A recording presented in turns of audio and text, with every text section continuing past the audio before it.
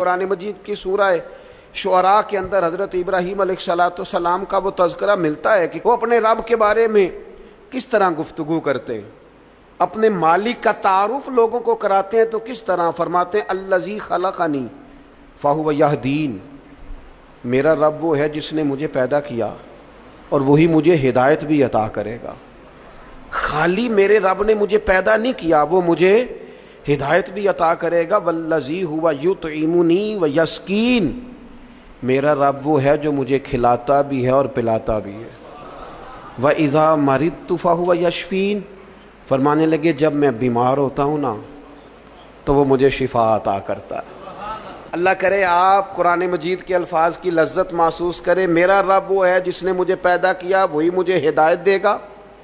میرا رب وہ ہے کہ جو مجھے کھلاتا اور پلاتا ہے۔ میرا رب وہ ہے جب میں بیمار ہوتا ہوں تو مجھے شفا دیتا ہے۔ والذی یمیتنی ثم یحیین، میرا رب وہ ہے جو میری روح قبض کرے گا، مجھے وفات دے گا اور پھر میرا رب مجھے زندہ بھی کرے گا۔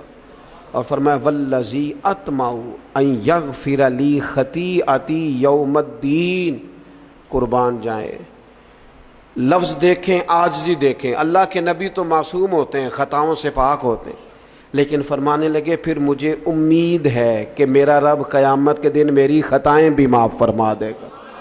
دانا کون ہوتا ہے؟ روحانی دنیا میں، روحانی قانون میں دانا کون ہوتا ہے؟ تو امام بہقی یہ حدیث لائے ہیں اور حضرت ابو ذر غفاری رضی اللہ تعالیٰ عنہ حدیث کے راوی ہیں۔ دیکھو دانا کون ہوتا ہے۔ اللہ کے پیارے رسول صلی اللہ تعالیٰ علیہ وسلم نے فرمایا جو بندہ بھی دنیا سے بے رغبتی اختیار کر لیتا ہے نا، اللہ تعالیٰ اس کے دل میں حکمت کے چشمے جاری فرما دیتا ہے۔ جب تک وہ حرص سے، ہوس سے، لالچ سے بھرا رہتا ہے اتنی دیر تک اسے حکمت نصیب نہیں ہوتی۔ ایک دوسری روایت میں فرمایا حکمت تو بنیاد ہے اس بات کی کہ تیرے دل میں اللہ کا خوف کتنا۔ اللہ کا خوف اصل میں حکمت کو جنم دیتا ہے، پیدا کرتا ہے۔ تو اگر آپ کی دنیا سے بے رغبتی ہو گئی، حرص، ہوس، لالچ، ذاتی شہرت، ذاتی مفادات، ان بیماریوں سے بچ گئے تو خود بخود اللہ تعالیٰ زبان پر حکمت جاری فرما دے۔ اپنے بچوں کے قریب بیٹھا کرو، ان کی باتیں سنا کرو، ان کی سوچیں دیکھا کرو۔ تھوڑے دن پہلے ایک بچہ مجھے پوسٹ دکھانے لگا، کہنے لگا یہ دیکھیں ایک بندے نے پوسٹ کی ہے، کروڑوں اربوں روپیہ تم جانوروں کو قربان کرنے پہ لگا دیتے ہو، یہ غریبوں کو دے دو، لوگوں کے گھر بن جائیں، بچیوں کی شادیاں ہو جائیں۔ پتہ نہیں لوگوں کو ہر دینی کام پہ غریب کیوں یاد آتے ہیں، یاد آ جاتے ہیں۔ میں نے انہیں کہا میں دیہاتی آدمی ہوں، ہمارے ڈیرے کے ساتھ ایک ڈیرا ہوتا تھا، چاچا جی بشیر صاحب نے نا ہر سال وہ بیل پالتے تھے بیچنے کے لیے، غریب آدمی تھا، اور کہا کرتا تھا اس دفعہ میرے جانور بڑے اچھے ہیں، یہ صحیح بک گئے تو 2 بیٹیوں کی شادی کروں گا۔ پال کر بیچنے والے بھی غریب کم ہیں، جو کاروبار کرتے ہیں، بڑے فارم بناتے ہیں، پال کر بیچنے والے بھی غریب، اور جو کسائی ذبح کرتے ہیں وہ کون ہوتے ہیں؟ او میرا سارے انو بڑا گوشت باندھے کہندے ڈاکٹر ڈکیا ہے، وہ تو کھائیں گے مرغی یا بکرا، جننے ویڑے پل دے جے ماڑے ہی کھانے نے۔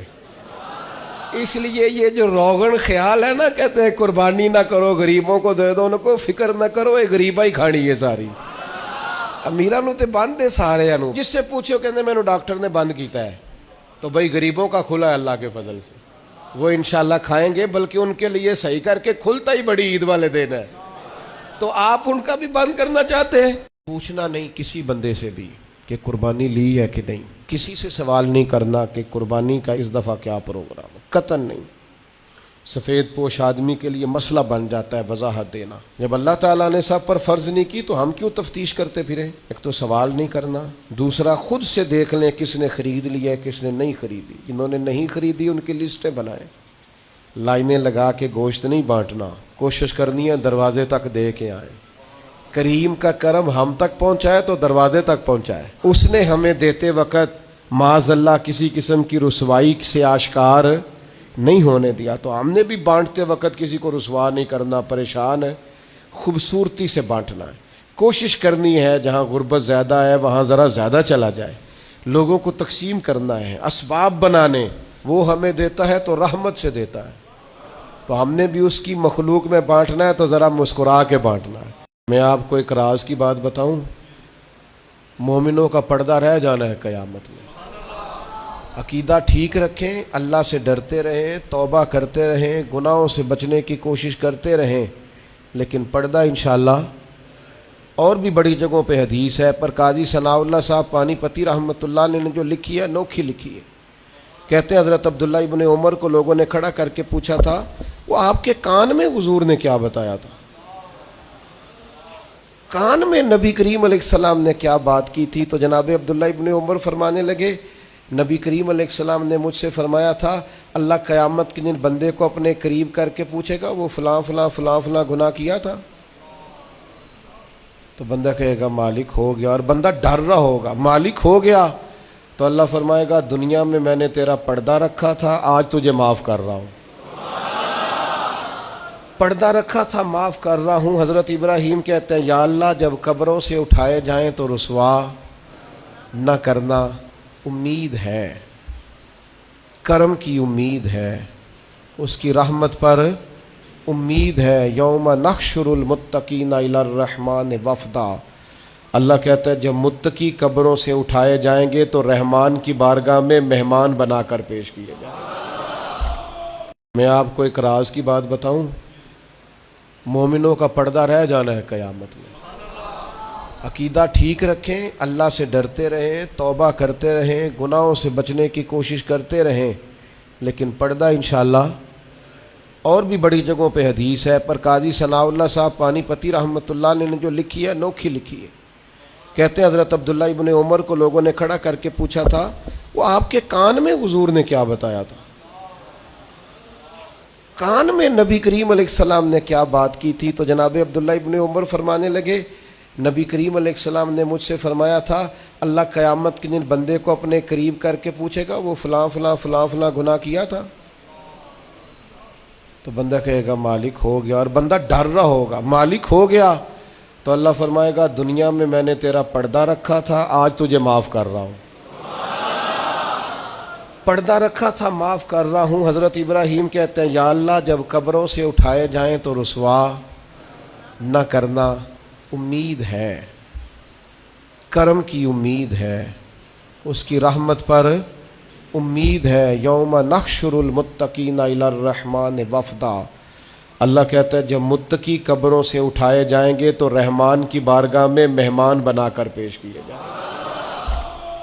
دانا کون ہوتا ہے؟ روحانی دنیا میں، روحانی قانون میں دانا کون ہوتا ہے؟ تو امام بہقی یہ حدیث لائے ہیں، اور حضرت ابو ذر غفاری رضی اللہ تعالیٰ عنہ حدیث کے راوی ہیں۔ دیکھو دانا کون ہوتا ہے؟ اللہ کے پیارے رسول صلی اللہ تعالیٰ علیہ وسلم نے فرمایا جو بندہ بھی دنیا سے بے رغبتی اختیار کر لیتا ہے نا، اللہ تعالیٰ اس کے دل میں حکمت کے چشمے جاری فرما دیتا ہے۔ جب تک وہ ہرس سے، ہوس سے، لالچ سے بھرا رہتا ہے اتنی دیر تک اسے حکمت نصیب نہیں ہوتی۔ ایک دوسری روایت میں فرمایا حکمت تو بنیاد ہے اس بات کی کہ تیرے دل میں اللہ کا خوف کتنا۔ اللہ کا خوف اصل میں حکمت کو جنم دیتا ہے، پیدا کرتا ہے۔ تو اگر آپ کی دنیا سے بے رغبتی ہو گئی، ہرس، ہوس، لالچ، ذاتی شہرت، ذاتی مفادات، ان بیماریوں سے بچ گئے تو خود بخود اللہ تعالیٰ زبان پر حکمت جاری فرما دے۔